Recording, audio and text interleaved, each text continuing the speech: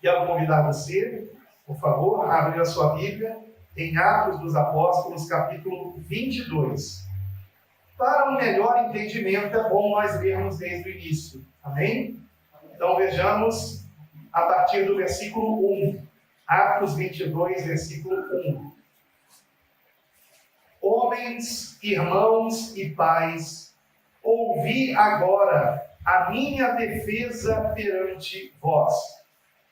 E quando ouviram falar-lhes em língua hebraica, maior silêncio guardaram. E disse, quem disse? Paulo, o apóstolo. E disse, quanto a mim, sou judeu, nascido em Tarso da Cilícia, e nesta cidade, criado aos pés de Gamaliel, instruído conforme a verdade da lei de nossos pais, zeloso de Deus, como todos vós hoje sois, e persegui este caminho até a morte, prendendo e pondo em prisões tanto homens como mulheres, como também o sumo sacerdote me é testemunha, e todo o conselho dos anciãos. E, recebendo destes cartas para os irmãos, fui a Damasco, para trazer amarrados para Jerusalém aqueles que ali estivessem, a fim de que fossem castigados.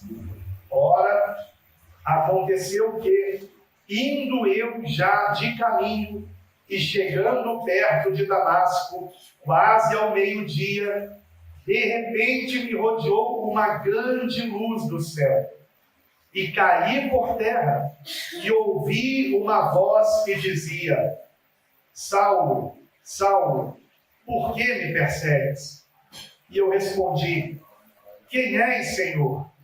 E disse-me, eu sou Jesus Nazareno, a quem tu persegues. E os que estavam comigo viram em verdade a luz e se atemorizaram muito, mas não entenderam a voz daquele que falava comigo. Então disse eu, Senhor, que farei? E o Senhor disse-me, levanta-te e vai a Damasco, e ali se te dirá tudo o que te é ordenado fazer. E como eu não via, por causa do esplendor daquela luz, fui levado pela mão dos que estavam comigo, e cheguei a Damasco. E um certo Ananias, homem piedoso, conforme a lei, que tinha bom testemunho de todos os judeus que ali moravam, vindo ter comigo e apresentando-se, disse-me, Saulo, irmão, recobra a vista. E naquela mesma hora ouvi. E ele disse, o Deus de nossos pais de antemão te designou para que conheças a sua vontade e vejas aquele justo e ouças a voz da sua boca, porque hás de ser sua testemunha para com todos os homens do que tens visto e ouvido. E agora, por que te detens? Levanta-te e batiza-te e lava os teus pecados, invocando o nome do Senhor. Amém. Somente até aqui. Os irmãos podem sentar-se, por favor. O pastor Vanderlei já fez a oração pelo pregador, né? Então podemos ir diretamente à palavra. Meus queridos irmãos, o que nós hoje vamos testemunhar aqui das consagrações de irmãs como diaconisas que estão servindo a igreja, como o próprio Senhor Jesus era servido por muitas mulheres, né?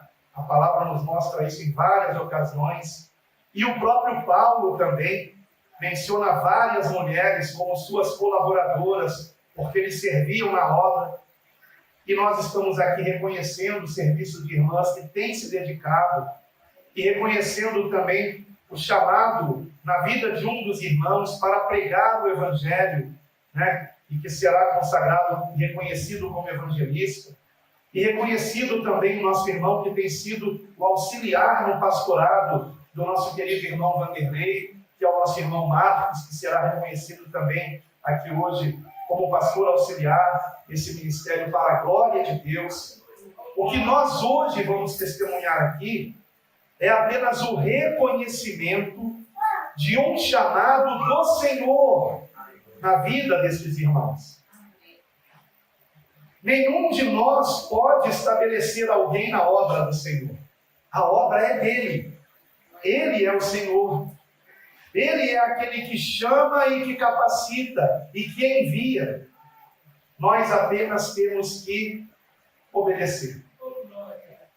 E nesse testemunho de Paulo, contando a respeito da sua própria conversão a Cristo, que foi diretamente com o chamado dele para o ministério ao qual o Senhor tinha para a sua vida apostólica, Paulo, ao nos contar como foi o seu testemunho de conversão, nos mostra qual deve ser a nossa atitude para que tenhamos um ministério bem-sucedido, seja qual for a nossa tarefa na obra de Deus. Porque ainda que você não seja reconhecido como diácono ou diaconisa, como evangelista, como pastor, ou como missionário, ainda que não haja algum reconhecimento neste sentido, ou como um mestre, alguém que ensina a palavra, é até importante eu, quanto antes, fazer um estudo numa gravação de vídeo para esclarecer esse ponto, irmãos, porque o ministério de mestre, ele acaba deixando de ser exercido, ou reconhecido, melhor dizendo, como hoje estamos reconhecendo o evangelista, pastor, diaconisas, né? Ele deixa de ser reconhecido por quê? Porque nós temos um versículo onde o Senhor Jesus disse: a ninguém chameis de mestre. Porém, queridos, é um problema de tradução também. A palavra que está ali não é a palavra mestre, na verdade, é a palavra guia. Existem algumas versões que já consertaram isso. A ninguém chameis de guias. Tanto é que só aparece ali nessa passagem, essa palavra. Não aparece mais em lugar nenhum do Novo Testamento.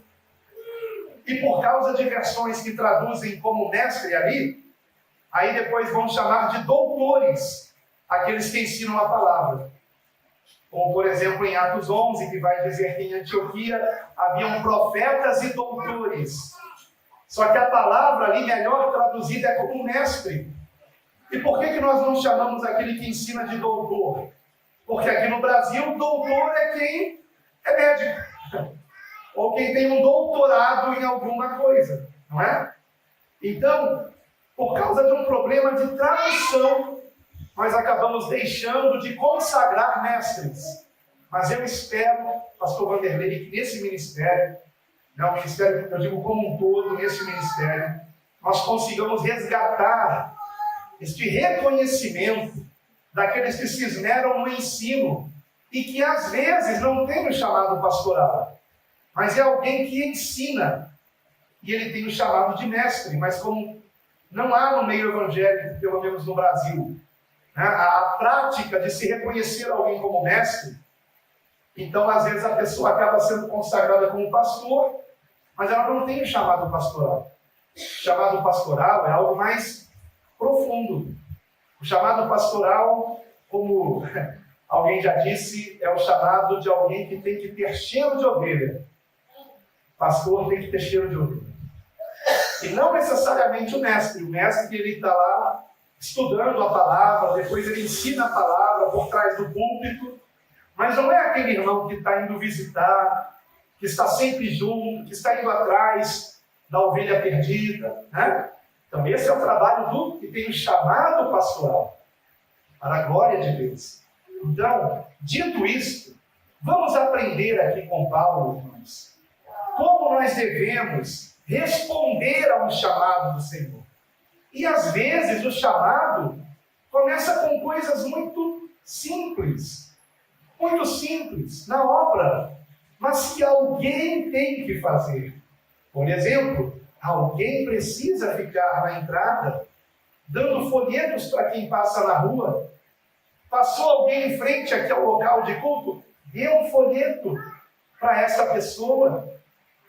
Fale do amor de Deus para ela se houver oportunidade. né? Convide-a para entrar. Se ela disser, não, mas eu estou precisando de uma oração, alguém que precisa estar com uma caneta no bolso e um bloquinho para anotar o nome e o endereço, terminar o culto, pastor, tal pessoa quer uma oração, né?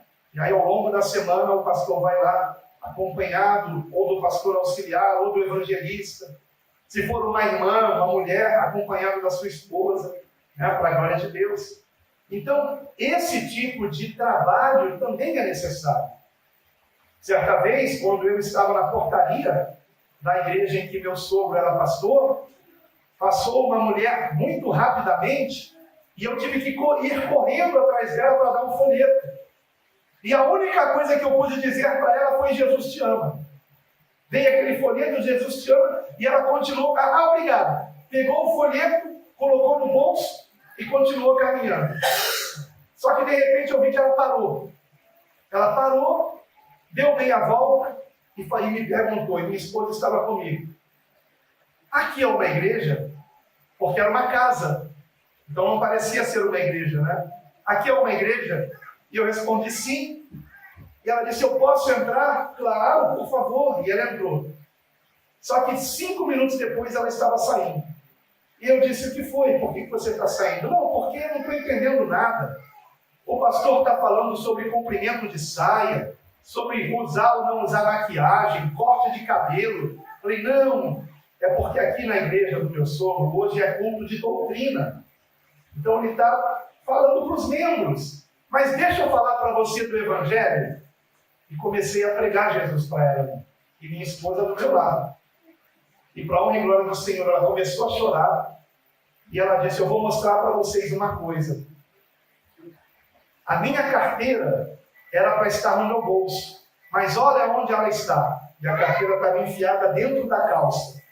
Aí ela puxou a carteira e disse: sabe por que essa carteira está dentro da minha calça? Porque nesse momento eu estava indo me jogar na frente do primeiro caminhão que passasse na rodovia. E eu não queria ser enterrada como indigente. E se a carteira estivesse no bolso, na hora que o caminhão me pegasse, a carteira podia voar. E não iam saber quem eu sou. E para eu não ser enterrada como indigente, então eu coloquei a carteira dentro da calça. Mas agora, eu não vou mais me matar. Para a glória de Deus. Vejam a importância de dar um folheto, irmãos. Vejam a importância de dizer para alguém: Jesus te ama. Claro que Jesus não ama o pecado. Claro que Jesus não ama aqueles que se entregam ao pecado, mas Jesus ama uma humanidade que Ele quer que se converta a Ele. O Senhor quer que, para a glória dEle, nós estejamos nos arrependendo de nossos pecados, para que tenhamos novidade de vida em Cristo Jesus, recebendo o Espírito Santo e podendo chamar a Deus de Pai. Aleluia. Pai. Então, amados, às vezes o chamado é para a gente ficar na portaria. Às vezes o chamado é para a gente servir os irmãos depois do culto, um cafezinho, uma água. Mas como isso é importante? Paulo disse que aqueles que na obra parecem os mais insignificantes é que são os mais necessários, irmãos. Então eu começo dizendo que um chamado na vida de alguém não faz desse alguém uma pessoa melhor do que outra, acima do que outra. Como agora há pouco mesmo, né? O pastor mencionou sobre o grupo de pastores no WhatsApp. E eu falei, um grupo de servos, não, um grupo de servos. Por que isso? Nós estamos aqui para servi-los em Cristo. Estamos aqui para sermos, de fato, gastos, como Paulo mesmo dizia: me deixarei gastar por amor ao Senhor. Nós estamos aqui para nos dedicarmos a vocês, para que vocês andem no caminho que devem andar, para a glória de Deus. E fazemos isso com alegria, porque fazemos isso para o Senhor que nos amou primeiro. E o quanto Ele nos amou. Não há nada que façamos para Ele que venha compensar o que Ele fez por nós, irmãos. Estávamos perdidos, cegos, sujos, mortos. E o Senhor nos deu vida, nos purificou, nos colocou numa posição útil na sua obra, para a sua glória, nos deu a alegria de servi-lo. Que mais nós podemos querer se não estar com Ele eternamente? É tudo o que queremos. Isso é o que importa.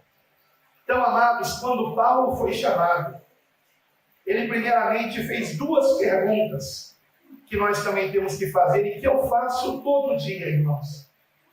Quando eu não faço uma oração, o Senhor, nosso Deus, sabe, no meu coração eu faço. Vejam comigo no versículo 8. Vejamos o 7 primeiro para um melhor entendimento. Quando o Senhor Jesus aparece a Saulo de Tarso, que ainda era chamado Saulo naquela época, diz no versículo 7: e caí por terra, e ouvi uma voz que me dizia: Saulo, Saulo, por que me persegues? E eu respondi: quem és, Senhor? Primeira pergunta: quem és, Senhor? Quando recebemos um chamado do Senhor, há uma necessidade de nós virmos a conhecer cada vez mais o Senhor que nos chamou para a sua obra. Precisamos conhecer Jesus cada dia mais.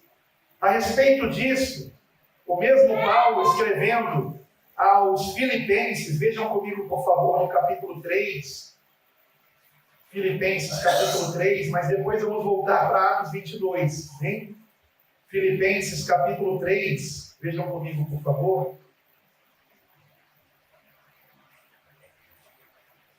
A partir do versículo 3, Filipenses 3, versículo 3, que diz assim: porque a circuncisão somos nós, que servimos a Deus em espírito, e nos gloriamos em Jesus Cristo, e não confiamos na carne. Ainda que também podia eu confiar na carne, se algum outro cuida que pode confiar na carne, ainda mais eu, circuncidado ao 8º dia, da linhagem de Israel, da tribo de Benjamim, hebreu de hebreus, segundo a lei fui fariseu, segundo o zelo, perseguidor da igreja, segundo a justiça que há na lei, irrepreensível. Mas o que para mim era ganho, reputei-o perda por Cristo. E na verdade, tenho também por perda todas as coisas, pela excelência do conhecimento de Cristo Jesus, meu Senhor, pelo qual sofri a perda de todas estas coisas e as considero como escória para que possa ganhar a Cristo. Aleluia! Paulo reconheceu que conhecer o Senhor era o objetivo mais importante da sua vida. Tudo quanto ele havia conhecido enquanto um fariseu zeloso da lei de Moisés, ele considerava como perda em face do conhecimento de Cristo Jesus. Será que nós estamos dando esse valor, amados, a conhecermos o Senhor Jesus? Eu quero saber tudo sobre Ele. Eu quero saber tudo sobre aquele que deu a sua vida por mim.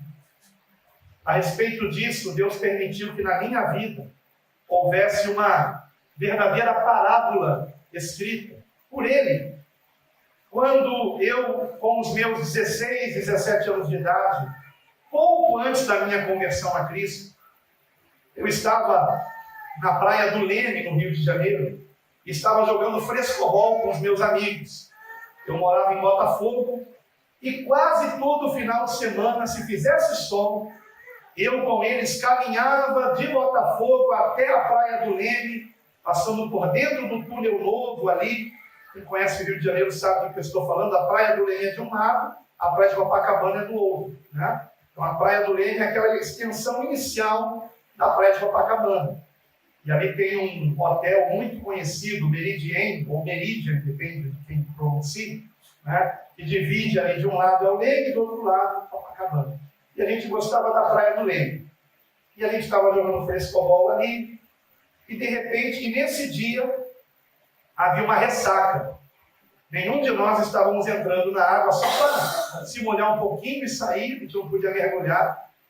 Só que no momento que eu fui pegar a bolinha que tinha caído perto da faixa de água, eu vi que tinha alguém se afogando. Na mesma hora, a minha reação foi gritar para os meus amigos, chama o salva-vidas, e corri imediatamente para salvar aquela pessoa. Porque eu sou nadador desde os 6 anos de idade. Então, corri imediatamente para salvar aquela pessoa, entrei naquele mar revolto, e no que eu cheguei naquela pessoa que me parecia um menino, um garoto, no que eu cheguei nele, ele gritou, minha irmã também está se afogando. E quando eu olhei mais adiante, havia outra pessoa se afogando. Só que eu não tinha como chegar nos dois. Mas nisso já vinha o salva-vidas. Ele já estava vindo. E como eu estava mais perto da areia, ele veio na minha direção. E eu apontei, não, vai para lá, que eu consigo tirar ele. E graças a Deus consegui tirar. E o salva-vidas tirou a irmã dele. E quando eu saí da água, os meus amigos vieram brigar comigo. Seu maluco, você podia ter morrido. E podia mesmo. Podia mesmo. Na segunda-feira, isso foi no fim de semana, só não lembro se foi no sábado ou no domingo. Na segunda-feira, uma das pessoas lá do colégio que eu estudava, na hora do recreio, se aproximou de mim e disse, você que é o Alan? Eu falei, sim, sou eu mesmo. Parabéns, estou sabendo que você é um herói. Eu falei, por que você está falando isso? Eu soube que você ontem fez um salvamento na praia. Aí eu perguntei, quem contou isso para você? Foi o Gustavo? Ele, não, eu não sei quem é Gustavo, eu ouvi na rádio. Isso não saiu na rádio. Ninguém me entrevistou, ninguém entrevistou meus amigos, ninguém sabia meu nome. Né? E a partir desse dia, esse aluno que era de uma ou duas classes antes da minha, não me lembro que classe ele era, mas ele era uma ou duas antes da que eu estava. O nome dele é Jean. É Jean. Eu tenho até esperança que um dia eu encontre ele de novo. Se ele ainda estiver entre nós, espero que sim. E esse Jean começou a fazer amizade comigo. E não me contava como que ele soube. Dizia, não, saiu na rádio. Né? E ficou nisso. E a gente se tornou amigos. Mas uma amizade que eu achava até um pouco estranha, porque às vezes eu estava na hora do recreio e ele vinha com hambúrguer e refrigerante para me dar. Por que isso, rapaz? Não, comprei para mim, comprei para você também. Né? E eu, claro que eu gostava, né? Oh, legal, né? Mas ficava meio achando aquilo estranho, né? E aí, no ano seguinte, no final do ano, quando eu fui buscar o boletim, e o Jean também foi buscar o boletim, ele veio com a seguinte notícia, Alan, ano que vem eu não estudo mais aqui, porque meu pai é militar e ele está indo para Fernando de Noronha, e a gente não vai mais se ver. Isso foi lá pelos idos de 1987, irmãos. E naquela época, claro, não tinha internet. Né? Naquela época, as ligações interurbanas eram caríssimas. Aliás, poucos tinham telefone em casa naquela época. Né? Então ele falou, Alan, a gente não vai mais se ver. E aí, eu falei, poxa, então deixa eu te dar um abraço. Só que ele falou, mas antes desse abraço, deixa eu te contar uma coisa. Você lembra como que a gente se conheceu? E eu disse para ele, lembro. Você falou que ouviu na rádio que eu tinha feito um salvamento. Pois é, não foi assim não.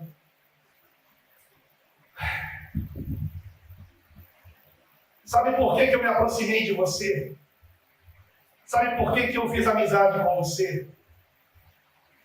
E eu disse, não. E ele respondeu, porque aquela pessoa que você salvou na praia era eu. Só que o Jean tinha um cabelo encaracolado, bem grande, um cabelo loiro encaracolado. E na praia o cabelo dele estava liso. O Jean era bem magrinho. e menor do que eu, embora fosse alto também, um pouco menor do que eu, e na praia, por ele ser bem mais magro, me pareceu uma criança. Deus me fez vê-lo como uma criança. E eu não reconheci ele no colégio. Quando ele se aproximou de mim e disse, você é um herói, ele estava me testando para ver se eu reconhecia ele. E ele percebeu que eu não reconheci.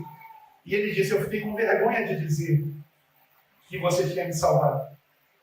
Mas eu não posso deixar de dizer isso. E de te agradecer. E nos abraçamos, e choramos, e eu nunca mais vi o Jean. Por que eu estou contando isso, irmãos? Porque em gratidão, o Jean quis me conhecer. Mais do que apenas me conhecer, quis me agradar. Mais do que me agradar, quis ser meu amigo e quis que eu fosse amigo dele. E tivemos 2 anos de uma boa amizade, para a glória de Deus. Agora, o que eu fiz pelo Jean é incomparavelmente menor do que o que o Senhor Jesus fez por nós, irmãos. Incomparavelmente menor. E como é que nós, sabendo o que o Senhor fez para nos salvar, o quanto Ele sofreu, o quanto Ele se doou, para que nós tivéssemos o perdão dos nossos pecados, como podemos nós sermos indiferentes a Ele, irmãos? Como podemos nós não querermos nos aproximar dEle, não querermos conhecer o Senhor, não querermos saber quem Ele é? Ele nos amou a tal maneira que deu a sua vida por nós. Ele se entregou por nós, Ele sofreu por nós de um modo que nenhum de nós pode sequer imaginar, queridos. Quando Paulo pergunta ao Senhor, quem és tu, Senhor? Quem és tu? Paulo estava querendo conhecer o Senhor. Eu quero te conhecer. Eu quero te conhecer.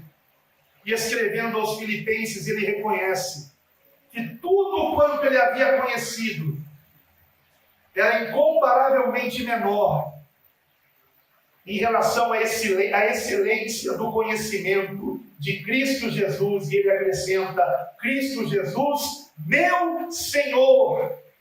Meu Senhor. E continua, pelo qual sofri a perda de todas essas coisas. Por quê? Queridos, Paulo, os estudiosos acreditam que ele era um rabino. Ele era um rabino fariseu. Ele era um mestre, ele era um doutor da lei. E quando ele se converte a Cristo, ele passou a ser perseguido, até pelos alunos dele. Passou a ser chamado de louco, porque havia se convertido a Cristo. E ele perdeu todo aquele prestígio que ele tinha. O título, os diplomas que tinha com o mestre Gamaliel. Perdeu tudo aquilo por amor a Cristo. Sofreu a perda de todas estas coisas, mas ele acrescenta, mas as considero como escolha para que possa ganhar a Cristo. Aleluia. Ele é incomparável. Aleluia. Será que nós queremos conhecê-lo? Conheça Jesus, Ele é real. Ele é real. Conheça Jesus. O Senhor preservou 4 evangelhos que nos contam sobre Jesus. Por esses 2000 anos, essa escritura está preservada no Novo Testamento, para que conheçamos Jesus, queridos. Certa vez, Napoleão Bonaparte queria que o melhor escultor da época fizesse uma escultura dele, mas havia um problema. O melhor escultor da época morava muito distante, em outro país, e não tinha como ir até Napoleão Bonaparte para poder esculpir Napoleão Bonaparte. Mas ele pediu o seguinte, que o melhor artista da França fizesse 4 pinturas de Napoleão Bonaparte. Uma da sua face, outra do lado direito, outra do lado esquerdo e outra pintura da parte de trás e enviasse para ele essas 4 pinturas. E com aquelas 4 pinturas, ele pôde fazer uma escultura perfeita de Napoleão Bonaparte. Por isso temos que ler os 4 evangelhos, queridos irmãos. Temos que conhecer Jesus por inteiro. Se interesse por conhecer Jesus. Leia os evangelhos. Medite nos ensinamentos. Não fique procurando erros na Bíblia. Eu fico espantado com isso. Há pessoas que leem os evangelhos procurando diferenças entre um e outro. Há diferenças? Há diferenças. Mas nunca nos ensinamentos. Nunca na doutrina. Você pode encontrar diferença nos detalhes. Mas são essas diferenças que me comprovam que ninguém adulterou esse texto. Que ninguém quis torná-lo absolutamente perfeito. Porque Deus usou pessoas imperfeitas em nós. Agora, quando eu leio a Bíblia, reconheço, eu encontro muitos defeitos. Mas todos esses defeitos estão em mim. Estão em mim. A palavra mostra o quanto eu tenho que mudar, queridos. O quanto eu tenho que mudar. Isso nos leva à segunda pergunta que Paulo fez ao Senhor, voltando para Atos 22. Atos 22. No versículo de número 10. Então disse eu, Senhor, que farei? Em algumas versões, que queres que eu faça? Essa é a segunda pergunta. Não basta conhecer Jesus. É preciso nos relacionarmos com Ele, a ponto de entendermos a vontade dEle em nossas vidas. Senhor, qual a Tua vontade na minha vida? O que queres que eu faça? São as 2 perguntas que constantemente temos que fazer. Quem és Tu, Senhor? Ou seja, Senhor, hoje eu quero Te conhecer um pouco mais. Hoje eu quero conhecer algum ensinamento Teu, que talvez eu até já tenha ouvido, talvez eu até já tenha lido, mas eu não tenha meditado, eu não tenha aplicado na minha vida. Senhor, me ensina, fala comigo. Quem és Tu, Senhor? E a segunda pergunta, o que queres que eu faça? O que queres que eu faça com o que eu tenho aprendido de Ti? Qual é o meu lugar na Tua obra? Queridos, o Senhor não vai comparar o ministério do pastor Vanderlei com o ministério do pastoral, ou o ministério do pastor Marcos. O Senhor não vai comparar também o ministério de um evangelista com o de outro evangelista, ou de um pastor com um diácono, ou do diácono com o irmão que está na portaria da igreja. Porque o Senhor, amados, Ele não nos julga nos comparando com outras pessoas. Ele não faz assim. Porque se assim fosse, Jesus não teria dito para aquela pobre viúva que deu 2 moedas no lugar onde se lançavam as ofertas. Ele não teria dito para ela que ela deu mais do que os ricos. Ele não estava comparando a oferta daquela viúva com a oferta dos ricos. Os ricos, comparativamente, haviam dado mais moedas do que ela. Haviam dado ofertas de muito maior valor aos olhos do homem. Mas eles deram o que lhes estava sobrando. E ela deu tudo quanto possuía.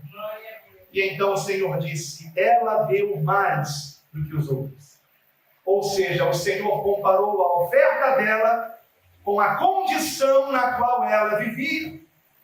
E da mesma forma, o Senhor não vai cobrar de nós aquilo que nós não podemos fazer. Ele não cobrou daquela viúva que ela desse mais do que ela tinha dado. Mas sabia que o que ela havia dado era mais, comparativamente em relação à riqueza daqueles homens. Porque lhe custou muito mais. Então que cada um esteja no ministério que Deus lhe deu, dando graças a Deus, e que não queira invejar o ministério de outra pessoa, que recebeu uma responsabilidade maior, porque ministério é responsabilidade. E a quem muito é dado, muito se lhe requererá. Por isso, como bem disse o pastor Antônio aqui na palavra inicial, ele trouxe, não queiram muito ser mestres, porque haverá uma cobrança maior. A quem muito é dado, muito se lhe requererá. Eu não posso ensinar aquilo que eu não vivo. Então é muito importante que cada um de nós esteja na posição que o Senhor nos chamou. E agora, finalmente, queridos, é importante nos lembrarmos que estas duas perguntas Paulo fez ao Senhor quando ele estava prostrado em terra. O versículo de número, vejam comigo, 6, nos diz assim: Ora, aconteceu que indo eu de caminho e chegando perto de Damasco, quase ao meio-dia, de repente me rodeou uma grande luz do céu e caí por terra. E todo este diálogo do Senhor Jesus com Saulo de Tarso, que depois veio a ser Paulo, o apóstolo, se deu quando Paulo estava prostrado diante do Senhor. Imagino eu que de joelhos diante do Senhor. Quem és tu, Senhor? Que queres que eu faça?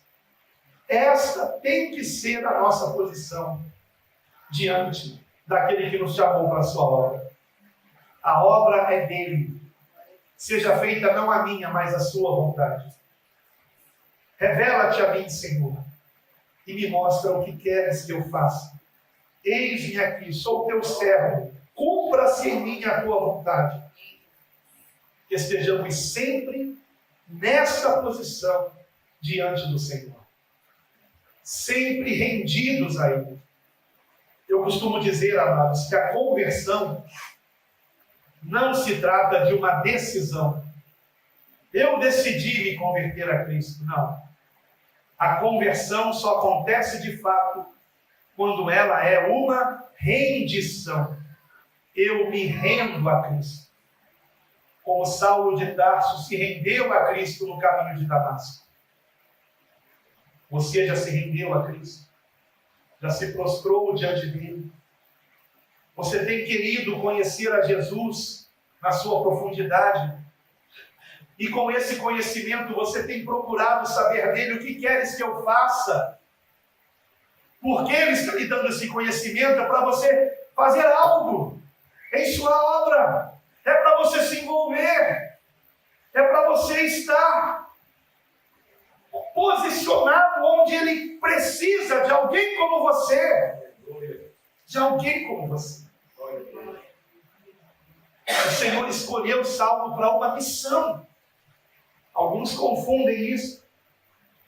Ele escolheu Saulo para uma missão. Ouçam com muita atenção, isso é muito importante. Vejam comigo no versículo de número 14, o que Ananias disse a Saulo de Tarso. E ele disse: o Deus de nossos pais, de antemão, te designou para que conheças a sua vontade e vejas aquele justo e ouças a voz da sua boca, porque hás de ser sua testemunha para com todos os homens do que tens visto e ouvido. Então vejam que o Espírito Santo revelou a Ananias que Saulo foi alguém que Deus escolheu para uma missão. Para uma missão. E o próprio Paulo escreve sobre isso aos Gálatas. Vejam comigo, por favor, a epístola de Paulo aos Gálatas, no capítulo 1, Gálatas 1, 11. Mas faço-vos saber, irmãos, que o evangelho que por mim foi anunciado não é segundo os homens, porque não o recebi, nem aprendi de homem algum, mas pela revelação de Jesus Cristo. Porque já ouvistes qual foi antigamente a minha conduta no judaísmo, como sobremaneira perseguia a igreja de Deus e a assolava. E na minha nação excedia em judaísmo a muitos da minha idade, sendo extremamente zeloso das tradições de meus pais. Mas, quando aprouve a Deus, agora preste atenção, que desde o ventre de minha mãe me separou e me chamou pela sua graça, revelar seu Filho em mim, para que o pregasse entre os gentios, imediatamente não consultei a carne nem o sangue. Ou seja, ele consultou o Senhor. O que queres que eu faça? Agora vejam, ele tinha consciência do seu chamado, da sua missão, mas não confunda missão com salvação. O texto não diz que Paulo foi separado desde o ventre da mãe para ser salvo, como se ele já tivesse nascido um eleito salvo. O texto não diz isso. Jesus também não disse: o salvo irá perseverar até o fim. Não vamos distorcer o que Jesus disse. Jesus disse: aquele que perseverar até o fim, esse será salvo. E Saulo de Tarso, ou Paulo apóstolo, tinha plena consciência disso. Plena consciência de que ele precisava estar rendido a Cristo e orar e vigiar para que, não havendo pregado a outros, ele mesmo viesse a se perder.